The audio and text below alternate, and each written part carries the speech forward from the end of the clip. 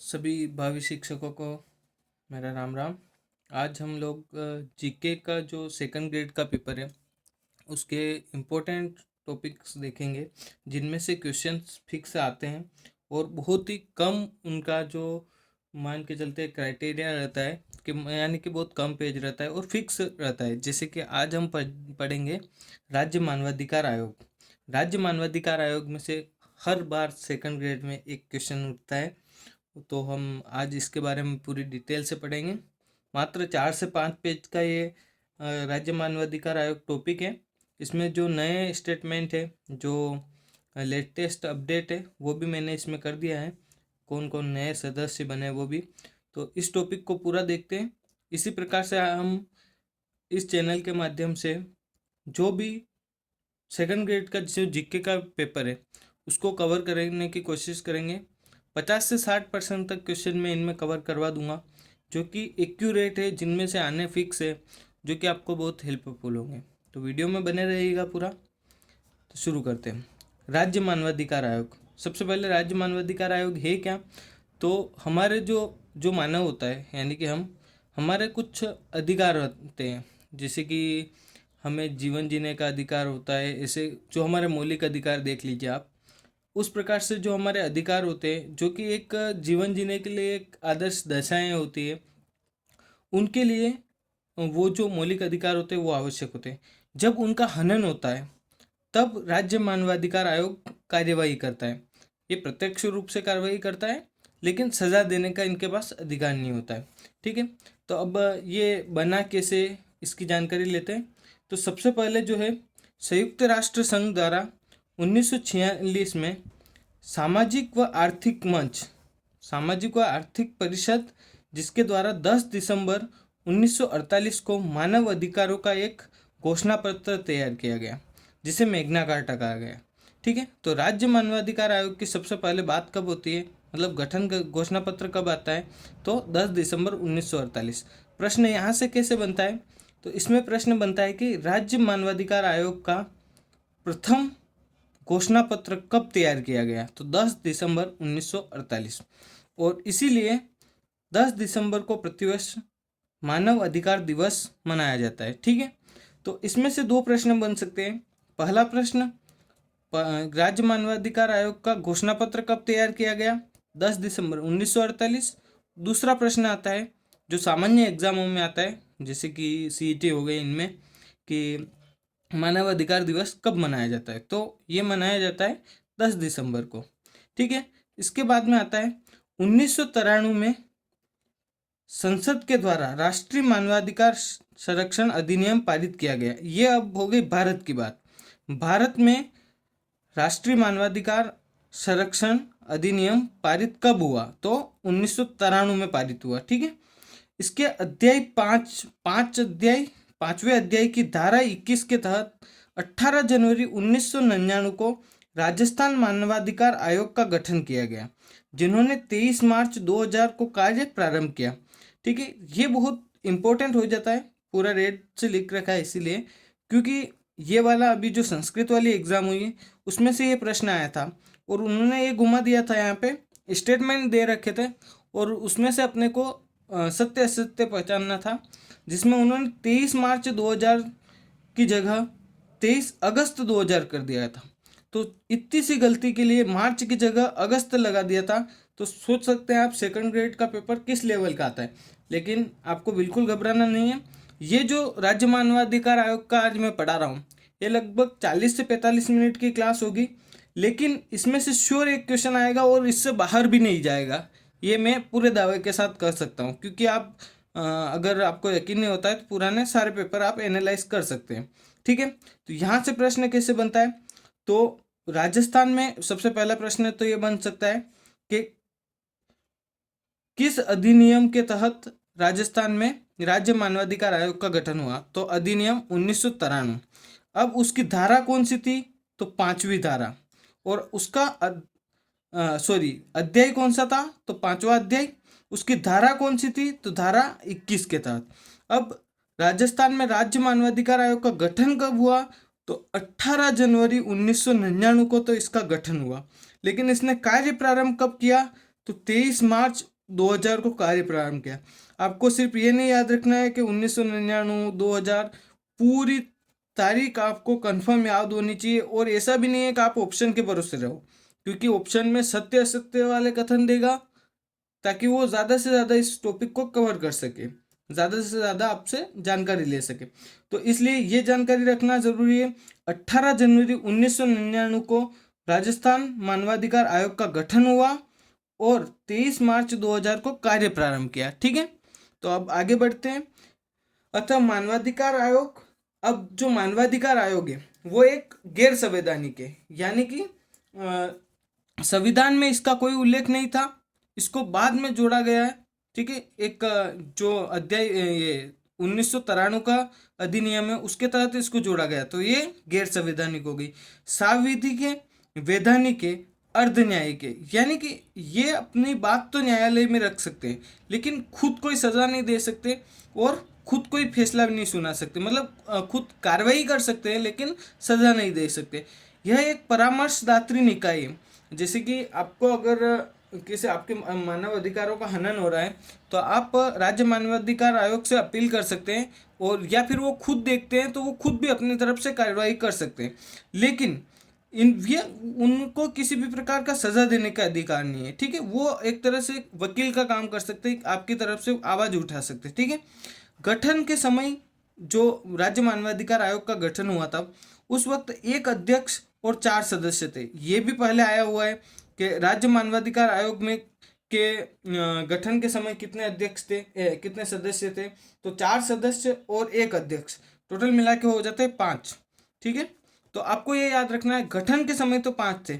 अब 2006 में संशोधन के द्वारा एक अध्यक्ष और 2 सदस्य कर दिए गए, यानी कि घटा दिए गए। तो ये स्टेटमेंट इंपॉर्टेंट हो जाता है। आप लोगों को ये चीज़ें ध्यान रखनी है, कहीं भी कोई चेंजेस आते हैं, जैसे कि गठन के समय पहले इतने अध्यक्ष थे, इतने सदस्य थे, उसके बाद में इतने सदस्य कम कर दिए गए, तो वो एक इम्पोर्टेंट सेगमेंट बन जाता है, स्टेटमेंट बन जाता है, क्योंकि जो चेंजेस होते हैं, कन्वर्ट होता है, उनको एक तरह से स्टेटमेंट के लिए तौर पे अपने को दिया जा सकता है। प्रश्न वहीं से पूछे जाते हैं जिसमें कोई स्पेशलिटी होती है, जैसे कि ऐसे तो बहुत सारी चीज़ें होती है लेकिन जो स्पेशल चीज़ें होती है वही पूछी जाती है।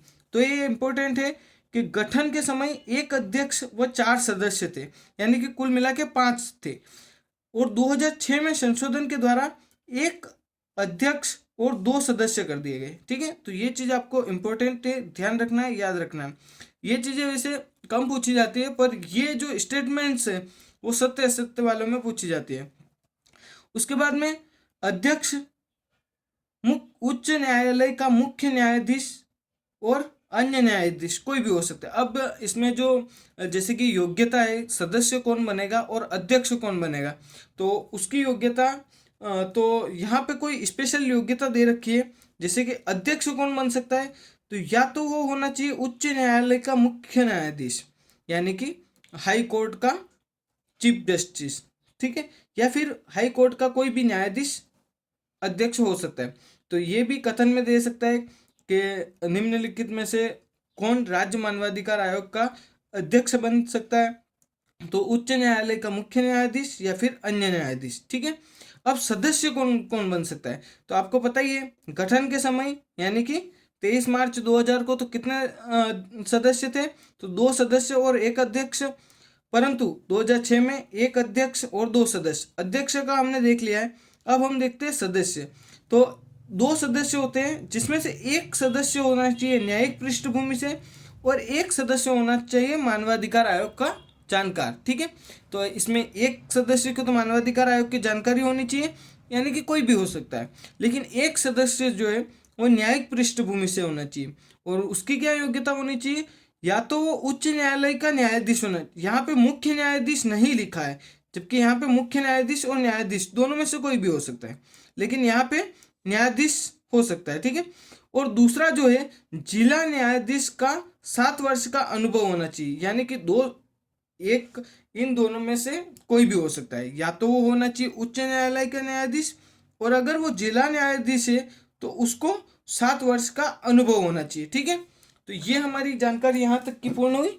अब हम आगे बढ़ते हैं राज्य मानवाधिकार आयोग जो है उसके 4 पदेन सदस्य भी होते हैं। पदेन सदस्य का मतलब होता है कि जो इन पद पे आ गए, जैसे कि राज्य महिला आयोग का अध्यक्ष जो बन गया वो ऑटोमेटिकली राज्य मानवाधिकार आयोग का सदस्य बन जाता है। अब जैसे कि इनमें कितने सदस्य होते हैं, तो 4 पदेन सदस्य होते हैं। इसको याद रखने का मैं बहुत आसान तरीका बताता हूँ। जैसे कि पहला होता है राज्य, पहले जो सही से है वो पढ़ लेते हैं, उसके बाद मैं आसान तरीका बताता हूँ। राज्य महिला आयोग के अध्यक्ष होती है एक तो, दूसरा होता है राज्य अल्पसंख्यक आयोग के अध्यक्ष, तीसरा होता है अनुसूचित जाति आयोग के अध्यक्ष और राज्य जनजाति आयोग के अध्यक्ष। ये 4 पदेन सदस्य होते हैं राज्य मानवाधिकार आयोग के, ठीक है। तो इसको याद कैसे रखना है, अपने को पता है जिन जिन को आरक्षण मिला हुआ है, किसी को मतलब किसी के ऊपर कमेंट नहीं कर रहा हूँ, लेकिन इसमें सीधा सीधा है, जिन जिन को आरक्षण मिला हुआ है सीधा तौर पे उन्हीं के जो मतलब आयोग होते हैं उनके अध्यक्ष। जैसे महिलाओं का आरक्षण मिला हुआ है तो राज्य महिला आयोग के अध्यक्ष, राज्य अल्पसंख्यक के अध्यक्ष, अनुसूचित जाति के अध्यक्ष और जनजाति के अध्यक्ष, ठीक है। तो ये चारों याद रखना बहुत आसान है। इसमें से ये क्वेश्चन उठ सकता है कि राज्य मानवाधिकार आयोग के निम्नलिखित में से उनका पदेन सदस्य कौन नहीं है या फिर कौन कौन है। सेकंड ग्रेड में तो यही बन सकता है, ठीक है। तो अब हम आगे, हम लोगों ने धारा 21 पढ़ी, ठीक है। ये मुख्य रूप से धाराएं हैं 21 से लगा के 28 तक की जो धाराएं हैं उनको याद रखना है कि कौन सी धारा में कौन सा कार्य किया गया है, ठीक है, कौन सी बात कही गई। तो अध्याय 5 1993 के अधिनियम के अध्याय 5 के धारा 21 से लगा के धारा 28 तक, ठीक है। तो धारा 21 में तो हमने गठन देख लिया कि गठन कैसे होता है। अब आता है नियुक्ति। तो धारा 22 में दे रखा है नियुक्ति। तो राज्य मानवाधिकार आयोग के अध्यक्ष एवं सदस्यों की नियुक्ति कौन करता है, ये प्रश्न बन सकता है। तो राज्यपाल करता है। और किस मतलब कौन सी प्रक्रिया के थ्रू करता है, तो एक समिति की सिफारिश पर करता है। हम लोगों ने देख लिया पहले पदेन अध्यक्ष, पदेन सदस्य, तो 4 पदेन सदस्य हो गए। अल्पसंख्यक, महिला आयोग, SC ST के आयोग के अध्यक्ष, ठीक है। तो वो तो पदेन सदस्य हो गए। अब राज्य मानवाधिकार आयोग के अध्यक्ष एवं सदस्यों की नियुक्ति राज्यपाल करता है, लेकिन एक सिफारिश के एक समिति की सिफारिश पर करता है। अब इस समिति के सदस्य बहुत ही इंपॉर्टेंट हो जाते हैं, क्योंकि पहले एक बार प्रश्न आया था कि राज्य मानवाधिकार आयोग के जो अध्यक्ष एवं सदस्यों की नियुक्ति राज्यपाल करता है, वो उनमें से वो जिस समिति की सिफारिश पर करता है उसमें से कौन इस समिति में शामिल नहीं है। इसको मुझे एक्यूरेट तो याद नहीं है, लेकिन इसी टाइप से था। तो इनमें से 3 तो आपको इसी प्रकार के इनमें से दे दिया जाएगा और एक इनमें से कोई दूसरा दे दिया जाएगा, ठीक है। तो ये अपने को याद रखना है। तो कौन कौन से सदस्य हैं, तो सबसे पहले मुख्यमंत्री, जो इस समिति का अध्यक्ष होता है। क्या होता है, अध्यक्ष। मुख्यमंत्री आपको पता ही है राजनीतिक प्रमुख है, तो ये इसका अध्यक्ष होता है।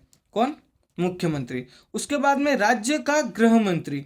उसके बाद में विधानसभा अध्यक्ष। विधानसभा आपको पता है हर राज्य में, तो ये विधानसभा का अध्यक्ष। विधानसभा में विपक्ष का नेता अगर है तो। विधान परिषद का सभापति। विधान परिषद में विपक्ष का नेता। अगर ये दोनों देखो, ये चारों तो लगभग सब राज्यों में होते हैं, लेकिन ये दोनों जिन राज्यों में, जो 6 राज्य है जिनमें विधान परिषद है, उन 6 राज्यों के लिए इन दोनों का भी मायने रखे। लेकिन राजस्थान में कितने हैं, तो राजस्थान में 4। राजस्थान में इस समिति के सदस्य कितने हैं, 4। मुख्यमंत्री, राज्य का गृह मंत्री, विधानसभा अध्यक्ष, विधानसभा में विपक्ष का नेता। अब विधान परिषद राजस्थान में है नहीं, लेकिन मांग उठ रही है, ठीक है। 2 राज्यों में विधान परिषद की लेकर मांग उठ रही है कि हमारे राज्यों में भी विधान परिषद होनी चाहिए। ये विधान परिषद फिर हम आगे पढ़ेंगे, ठीक है। तो धारा 22 हो गई। अब आते हैं धारा 23।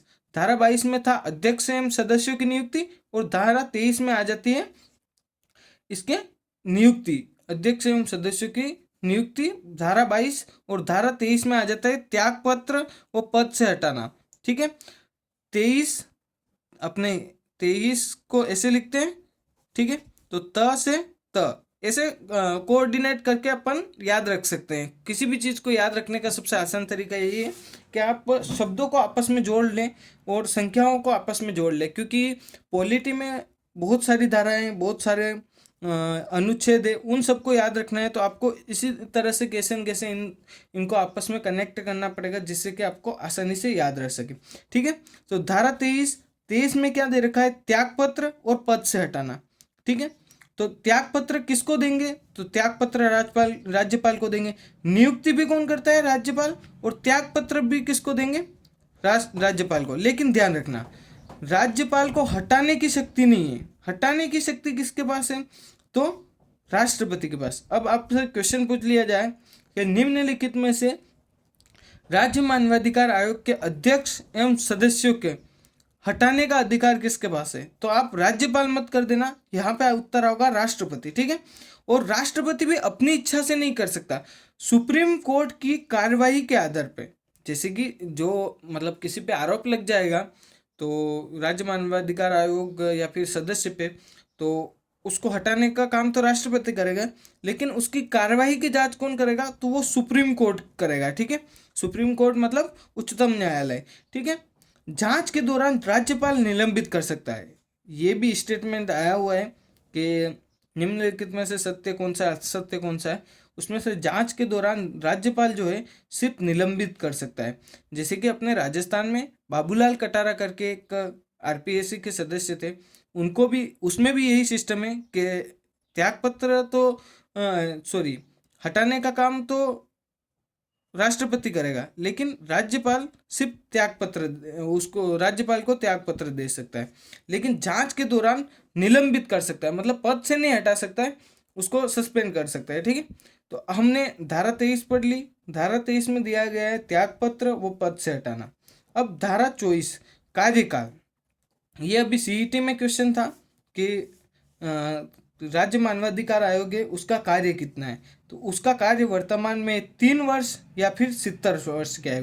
मतलब या तो 3 वर्ष जैसे कि कार्य संभाला उसके 3 वर्ष तक, या फिर अगर वो जैसे कि मान लो 68 ईयर्स ओल्ड है तो वो 70 ईयर्स तक की, यानी कि 2 साल का ही कार्यकाल पूरा करेगा। यानी कि इन दोनों में से जो भी पहले होगा, या तो 3 वर्ष होगा या फिर 70 वर्ष, जो पहले हो जाए उसी में उसका कार्यकाल समाप्त हो जाएगा। अब आता है धारा 25। धारा 25 में है कार्यवाहक अध्यक्ष। एक अध्यक्ष 2 सदस्य थे, तो अब राज्यपाल क्या करेगा कि अगर मतलब आपको जैसे कि अगर कोई राज्य मानवाधिकार आयोग का अध्यक्ष है, उसकी डेथ हो गई या फिर किसी कारणवश वो नहीं रहा, मतलब सदस्य नहीं रहा, अध्यक्ष नहीं रहा, तो उस वक्त कार्यवाहक अध्यक्ष कौन बनेगा, तो राज्य मानवाधिकार आयोग और आरपीएससी दोनों के ही, ये आरपीएससी इन दोनों में भी, आरपीएससी में भी और राज्य मानवाधिकार आयोग में लगभग सिमिलर बातें हैं, तो इन दोनों को कनेक्ट करके हम याद रख सकते हैं। दोनों में ही राज्यपाल उनके जो सदस्य होते हैं, जो बचे हुए 2 सदस्य और आरपीएससी में 7 सदस्य हैं, उनमें से ही किसी को कार्यवाहक अध्यक्ष के रूप में नियुक्त कर देगा। जैसे कि अभी वर्तमान में आरपीएससी के जो अध्यक्ष है कैलाश चंद्र मीणा, वो कार्यवाहक अध्यक्ष है, तो वो राज्यपाल ने नियुक्त किया और वो पहले सदस्य थे। ठीक है, अब आता है धारा 26। धारा 26 में क्या होता है, सेवा शर्तों का निर्धारण। अब राज्य मानवाधिकार आयोग की सेवा शर्तें कौन निर्धारित करेगा, तो राज्य सरकार द्वारा की जाएगी। कौन करेगा, राज्य सरकार द्वारा। कार्यकाल के दौरान वेतन भत्तों में कटौती नहीं होगी, मतलब सेवा शर्तें तो राज्य सरकार द्वारा ये की जाएगी, लेकिन कार्यकाल के दौरान वेतन भत्तों में कटौती नहीं होगी। यानी कि इनके कार्यकाल के दौरान जो इनकी सैलरी है उन पे कोई प्रभाव नहीं पड़ेगा और उनको कम ज़्यादा नहीं किया जा सकता। ठीक है, मतलब ज़्यादा किया जा सकता है लेकिन कम नहीं किया जा सकता। अब आती है धारा 27। मानवाधिकार आयोग के अन्य कर्मचारी होंगे, जैसे कि मतलब ये 3 तो मुख्य हो गए, एक अध्यक्ष 2 सदस्य, इसके अलावा भी और अन्य कर्मचारी हो सकते हैं। स्टेटमेंट में आ सकता है अन्य कर्मचारी हो सकते हैं, हाँ बिल्कुल हो सकते हैं। अब आती है धारा 28। मानवाधिकार आयोग वार्षिक प्रतिवेदन, मानवाधिकार आयोग जो है अपना वार्षिक प्रतिवेदन राज्य सरकार को देता है। यानी कि जैसे कि जो इन्होंने पूरे साल भर में जो कार्य किया उसका जो जैसे कि जो भी मतलब ब्यौरा है, जो भी रिपोर्ट इनकी होती है वो राज्य सरकार को देती है, यानी कि राज्य विधानमंडल भी ऑप्शन में आ सकता है। ठीक है, अब आता है हम एक बार इन पूरी धाराओं को रिपीट और शॉर्ट में पढ़ लेते हैं। अध्यक्ष सदस्य की पुनर्नियुक्ति हो सकती है। यानी कि ये मैंने इसलिए लिखा है क्योंकि ये कथन में आ सकता है, क्योंकि आरपीएससी जो है उसके अध्यक्ष एवं सदस्यों की उन्हीं के पद पे पुनर्नियुक्ति नहीं हो सकती। तो अगर आपको उसका इसमें याद रह गया और स्टेटमेंट में आपने गलत कर दिया, तो इसके लिए मैंने यहाँ से अलग से लिख लिया है कि अध्यक्ष एवं सदस्य की पुनर्नियुक्ति हो सकती है, यानी कि वो अपने वापस उसी पद पे आ सकते हैं यदि उनकी उम्र 70 वर्ष नहीं हुई है। ठीक है, अब हम सारी धाराओं को एक बार देख लेते हैं। सबसे पहले तो गठन कौन से में हुआ था, तो 1993 के अधिनियम के अध्याय 5 के धारा 21 में गठन हुआ था। तो 21 में तो गठन हो गया, 22 में इनकी नियुक्ति हो गई, 23 में त्यागपत्र हो गया, 24 में कार्यकाल हो गया, 25 में कार्यवाहक अध्यक्ष हो गया, और 26 में सेवा शर्तें, 27 में अन्य अन्य यानी कि अन्य कर्मचारी, और 28 में आपको यहाँ पे दे ही रखा है वार्षिक प्रतिवेदन रिपोर्ट। तो ये अपनी इससे संबंधित सारी धाराएं हो गई। लेकिन यहाँ से सबसे इम्पोर्टेंट प्रश्न जो बनते हैं वो अब यहाँ इस वाले पेज में से सबसे इम्पोर्टेंट प्रश्न बनते हैं, क्योंकि ये अब वो जितना भी था वो तो सभी राज्यों से संबंधित था, यानी कि सभी राज्यों में राज्य मानवाधिकार आयोग के तो उनसे संबंधित था। अब ये स्पेशली राजस्थान से संबंधित है, अपने दे रखा है राज्य मानवाधिकार आयोग, तो ये इसके लिए महत्वपूर्ण बन जाता है। अब हम पढ़ते हैं राज्य मानवाधिकार आयोग के अध्यक्ष। राज्य मानवाधिकार आयोग के अब तक कुल 6 अध्यक्ष रह चुके हैं, यानी कि छठा अध्यक्ष जो है अभी चल रहा है, यानी कि 6 बार इनके अध्यक्ष बदल चुके हैं। सबसे पहले अध्यक्ष कौन थे, तो कांता भटनागर। ये ध्यान रखना है, कांता भटनागर एक महिला थी जिनका मतलब राज्य मानवाधिकार आयोग के एकमात्र महिला अध्यक्ष कांता भटनागर। जब ये पूछ ले आरपीएससी की एकमात्र महिला अध्यक्ष तो कोई नहीं रही है, उसमें भी कांता खतूनिया है, लेकिन वो पहली सदस्य रही थी न कि अध्यक्ष रही थी। ठीक है, तो ये भी अपने को ध्यान रखना है, क्योंकि हम कोऑर्डिनेट करते हुए चलेंगे चीज़ों को, यानी कि एक दूसरे से कनेक्ट करते हुए चलेंगे, तभी हमें आसानी से चीज़ें याद रह सकती हैं। अब हम आगे बढ़ते हैं। पहले अध्यक्ष कांता भटनागर, कांता खतूनिया नहीं है, कांता भटनागर है, और इनका न्यूनतम कार्यकाल रही है, और एकमात्र महिला अध्यक्ष भी रही। दूसरा आते हैं सैयद सगीर अहमद। सैयद सगीर अहमद इंपॉर्टेंट क्यों हो जाते हैं, ये तो महिला एकमात्र अध्यक्ष थी इसलिए। सैयद सगीर अहमद एकमात्र इंपॉर्टेंट क्यों हो जाते हैं, क्योंकि ये सुप्रीम कोर्ट के न्यायाधीश थे, यानी कि सुप्रीम कोर्ट के न्यायाधीश। इनकी राज्य मानवाधिकार आयोग के अध्यक्ष की योग्यता क्या थी, या तो वो हाई कोर्ट का जज हो सकता है, या फिर जिला न्यायाधीश, हाई कोर्ट का मुख्य न्यायाधीश, या फिर अन्य न्यायाधीश। लेकिन सैयद सगीर अहमद जो है वो सुप्रीम कोर्ट के जज थे, ये एक बहुत बड़ी बात है अपने आप में। तो सैयद सगीर अहमद, इसको याद कैसे रखेंगे, स यानी कि एस। कभी कभी ये चीज़ें हेल्पफुल हो सकती है, क्योंकि अपने को ऐसी चीज़ें जल्दी याद आ जाती है। बाई चांस प्रश्न पूछ लिया सुप्रीम कोर्ट के ऐसे राज्य मानवाधिकार आयोग के ऐसे कौन से अध्यक्ष थे जो सुप्रीम कोर्ट के न्यायाधीश भी रहे, तो सैयद सगीर अहमद। ये मुख्य न्यायाधीश नहीं थे, सिर्फ न्यायाधीश थे, यानी कि अन्य न्यायाधीश। उसके बाद में आ जाते हैं नगेंद्र कुमार जैन, सर्वाधिक काल। ठीक है, तो राज्य मानवाधिकार आयोग के अध्यक्ष के रूप में सर्वाधिक कार्यकाल किसका, नगेंद्र कुमार जैन। उसके बाद में जस्टिस प्रकाश टाटिया। उसके बाद में आते हैं गोपाल कृष्ण व्यास। फिर वर्तमान में जो है श्री गंगाराम मूलचंदानी। ठीक है, ये वर्तमान अध्यक्ष है, ये बहुत ही इंपॉर्टेंट है, इसको याद रखना है कि वर्तमान अध्यक्ष कौन है, तो श्री गंगाराम मूलचंदानी। न्याय और जो अन्य 2 सदस्य वो कौन है, तो एक तो है रामचंद्र सिंह झाला, दूसरा है अशोक कुमार गुप्ता। तो ये दोनों ही क्या है, न्यायाधीश है, न्यायमूर्ति मतलब न्यायाधीश। तो वर्तमान में राज्य मानवाधिकार आयोग के कितने सदस्य हैं, तो 2। कौन कौन से, राम सिंह झाला और अशोक कुमार गुप्ता। और अध्यक्ष कौन है, तो श्री गंगाराम मूलचंदानी।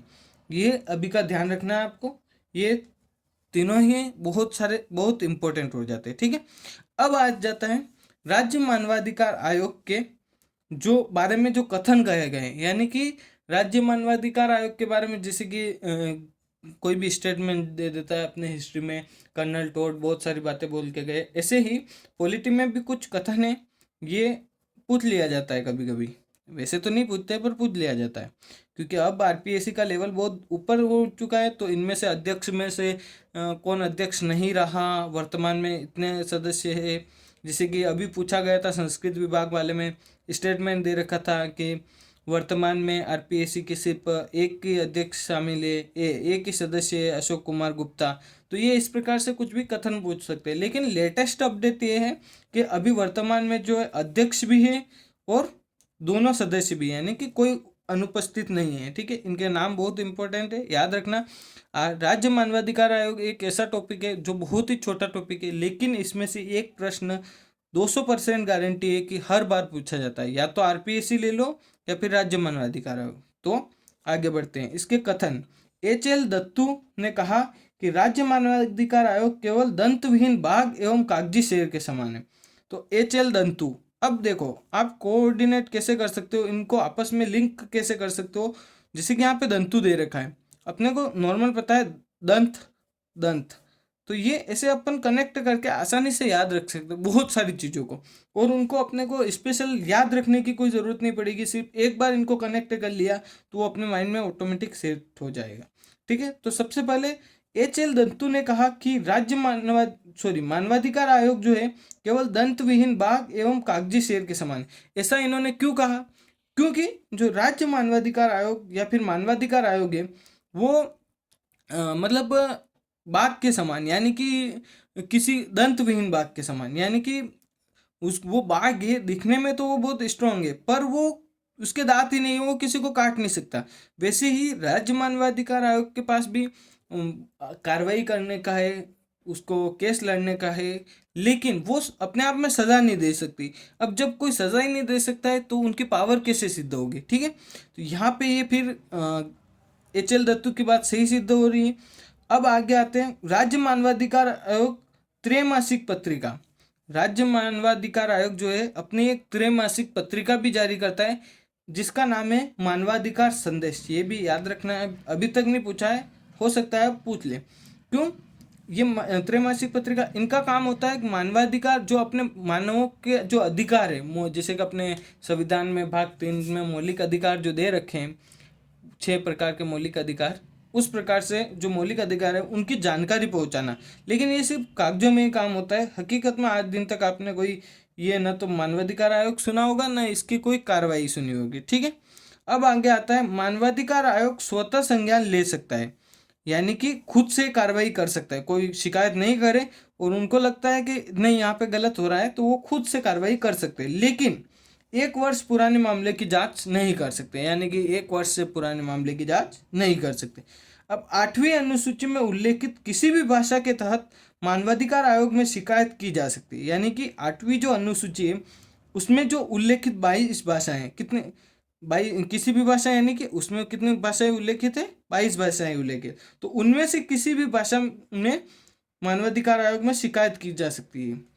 ठीक है, अब आगे राज्य मानवाधिकार आयोग के कार्य क्या क्या है, यानी कि राज्य मानवाधिकार आयोग जो अपने इतना पढ़ा है उसके क्या कार्य है, वो क्या क्या करते हैं। तो मानव अधिकारों को उल्लंघन की जांच, यानी कि जैसे कि आपके साथ कोई अन्याय हो रहा है तो उसकी जांच कर सकती है।